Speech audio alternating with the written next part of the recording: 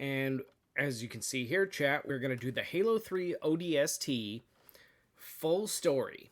It's only about 10.5 minutes. And yeah. So that'll be good. And then let's jump right into it, chat.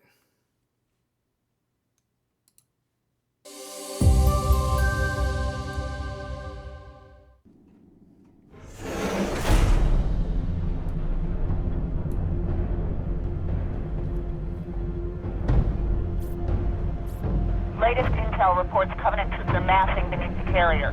They're pulling back? Why? Not gonna find out way up here. Troopers! Bury me!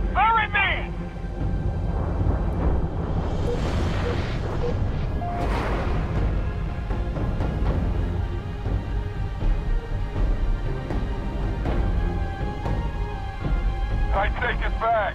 Navy got its butt kicked. Hey, Romeo. Remember when I told you to shut your mouth? Yeah? Consider that a standing order.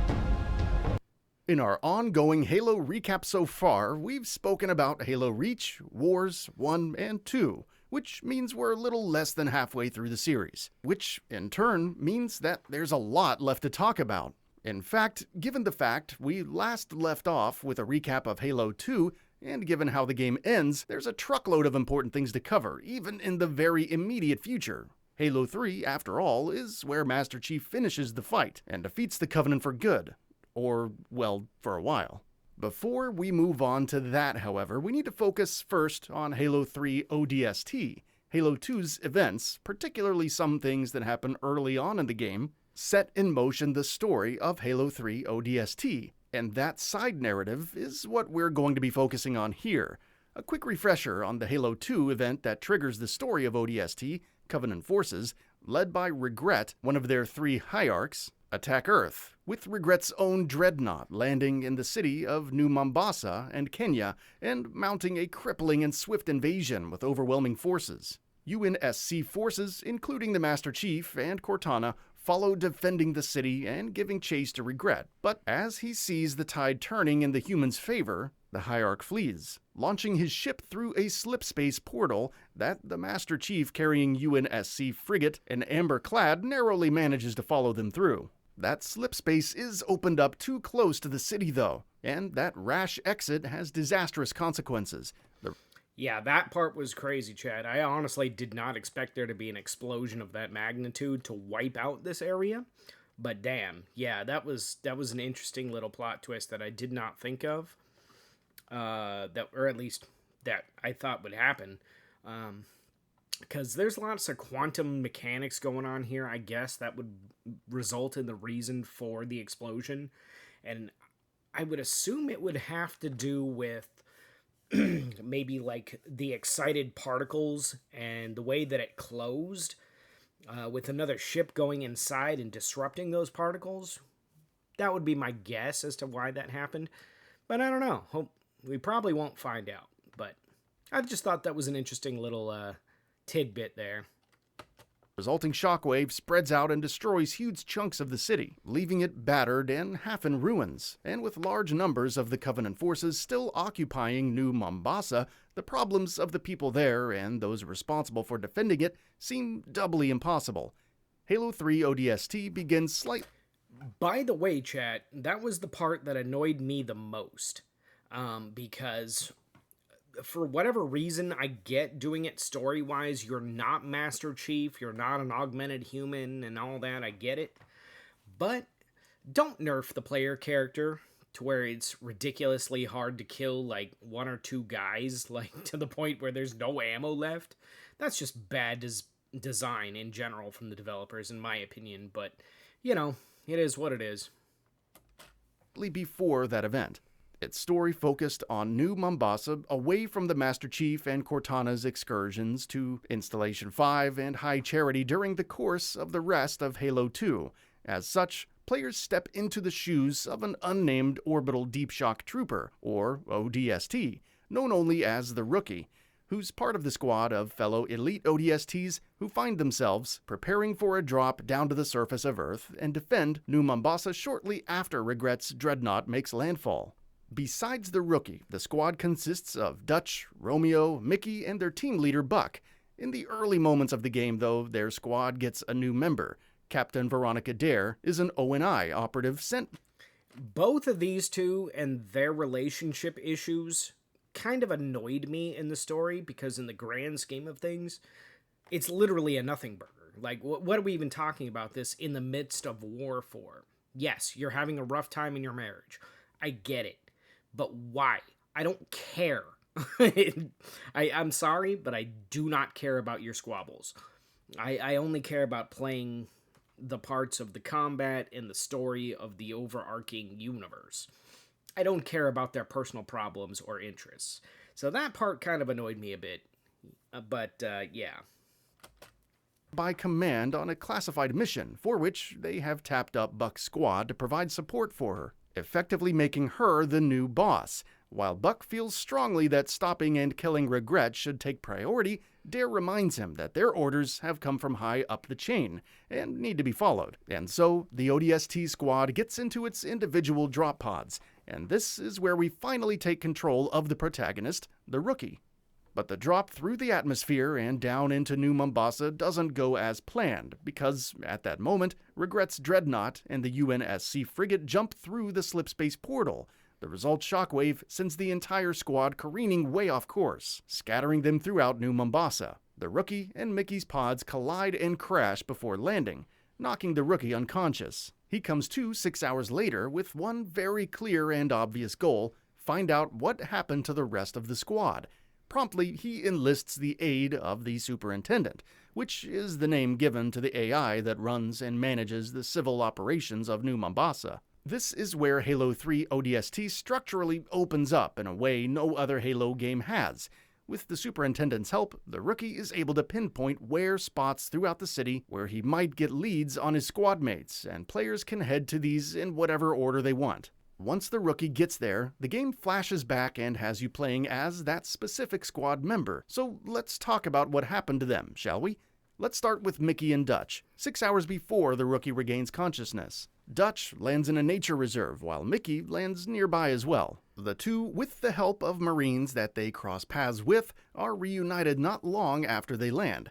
Together, they decide to rally at a nearby ONI site, hoping to mount a proper defense of the city from there. The following trek through the city is an eventful and grueling one for both of them, involving everything from blowing up a bridge in an attempt to slow down the Covenant's advance, to having to flee from the ONI site and destroy it remotely, as they fly away in a Pelican, so that the rampant Covenant cannot find and use the intel they have discovered in the facility. At this point, Dutch and Mickey manage to re-establish contact with Buck. So what happened with Buck? Well, he landed in a completely different part of the city, and soon afterward was contacted by Dare. But when he got to her pod's crash site, he found it completely empty, with her nowhere to be seen. Soon he's reunited with Romeo, and after the two of them find Dare's helmet, Romeo guesses that she's probably dead. She isn't, of course, but we'll Yeah, why would you immediately say dead? Because there's no body. Why would you just assume that she's dead? That makes no sense. In my humble opinion, but yeah, as soon as we got to this point, I was like, no, she's not dead. Like, her helmet was messed up, probably wasn't working and stifling her or something, so she took it off, threw it off, and had to split. Had to get the hell out of Dutch, right? So, I don't know. That's where the story in multiple places like this start to be annoying a little bit. Because it's like, oh, come on. Really? You thought that? You know what I mean, chat. get to that in a bit. Soon, Dutch and Mickey arrive at the new Mombasa PD's headquarters to rendezvous with Buck and Romeo and pick them up, but upon their arrival, they're attacked by a formidable Covenant force. A long fight follows, which sees them suffer devastating blows. Their Pelican is shot down and rendered inoperable. Romeo is badly wounded, and they're forced to flee from the police station. Ultimately, they manage to hijack a Phantom and make their escape. But though their plan is to get far away from New Mombasa, they spot a massive Covenant force moving towards a specific point in the city, at which point Buck realizes that Dare isn't dead after all, and whatever her classified mission was, she's still at it, and has drawn the Covenant to herself. Under his orders, the squad turns around and rushes to get to her position. But here, we pause and shift focus back to the Rookie. After trekking through different parts of New Mombasa and fighting through Covenant forces as he discovers new intel about what happened to his squad mates, the Rookie chances upon a distress call. It's from Dare, and when he follows it to its source, he finds her in the data center of the AI Superintendent, which is a massive underground facility beneath New Mombasa. Here, So I do want to point out one thing, chat, that I noticed when I was playing the game was it changes abruptly between all of the characters that you play as. A lot of times I didn't know who the hell I was playing as, and it just didn't make any actual sense. It was like all jumbled up, and I'm like, okay, who is this? What's happening? What's going on? Like, there was no indications really all that much, except for maybe in some cutscenes, right? Where you're like, oh, okay, now I'm this person. Also a bit annoying. They need to convey a little bit more as to who you're jumping into constantly if you're going to do something like that in a game. It's just irritating and makes things hard, lore-wise, to learn it as you're playing it if you don't do those things. Anyway. she reveals what her true mission was: to fight through the Covenant forces flooding the many levels of the data center, get to the AI's core, and retrieve recently discovered sensitive information and prevent it from falling into the Covenant's hands. And what is that information? It's about something buried beneath the city, a Forerunner portal that leads directly to the Ark, an ancient Forerunner facility that can be used to remotely activate the entire Halo array, and in turn destroy all sentient life in the galaxy. The Covenant's faith, however, has blinded them to the true nature of the Halo rings, and they believe the activation of the array to be a cleansing of the galaxy, which of course means that they have to be stopped. With the Rookie's help, Dare manages to get to the Superintendent's core, and even though the damaged AI shuts down for good as they arrive, the two of them discover something interesting. Merged into the AI's core is a Huragok named Virgil. What's a Huragok, you ask? They're ancient biomechanical creatures that were created by the Forerunners. Also known as engineers, they've been enslaved by the Covenant for a long time, and as such, bear no love or loyalty for them. Conveniently enough, the one that the Rookie and Dare find themselves standing in front of doesn't either, and wishes to help humanity fight the Covenant. Dare, who realizes how valuable the engineer is, has assimilated the Superintendent AI's core and contains all of the information and knowledge within it, and of course, has also been privy to crucial information about the Covenant. Deciding that her mission has changed, she and the Rookie decide to escort the engineer safely out of the facility, out of the city, and into the hands of the UNSC. So, at this point, yes, she finds the engineer and all that stuff, but she also realizes that he could be extremely helpful in very other aspects of the war itself. And, you know, I thought that was a good little turning point. I thought it was kind of weird that everybody was outwardly hostile towards the engineer guy. Yeah. I thought, all in all, it was an interesting plot point that made sense. I liked how they brought up how it could be used in various other ways from all the knowledge that it actually possesses from not only the Covenant, but also the engineers themselves, right? Yeah. They exit the facility, they finally converge with the rest of the squad. With the help of Buck, Mickey, Romeo, and Dutch, the entire squad narrowly escapes from New Mombasa with the engineer in tow. They watch on as an overwhelming Covenant floods the city and glasses it with devastating explosions, completely destroying it, which in turn leads to them finding and beginning the excavation of the Forerunner portal. Before it ends, Halo 3 ODST still has a couple of scenes to show and tie things off with. A month later, Sergeant Major Avery Johnson is interrogating the engineer and demands to know what the Covenant wants and how they can be stopped. The scene ends as the engineer agrees to help the human race, a final post-credits scene, which you only get if you finish the game on Legendary difficulty, shows Truth, who is the last remaining Covenant hierarch at this point, looking on as the excavation of the portal progresses. And that's it, the entire story of Halo 3 ODST.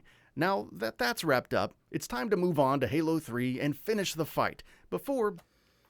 All right, I guess that's it then. Yeah, wasn't a whole lot to this game. It was basically just reliving some moments that we didn't get to see. There wasn't a whole lot going on, but it was vastly important as well. So I am wondering how Halo 4 is going to handle some of the lore from ODST, but, we'll find out. And as always, chat, thanks for joining me, and have a great night.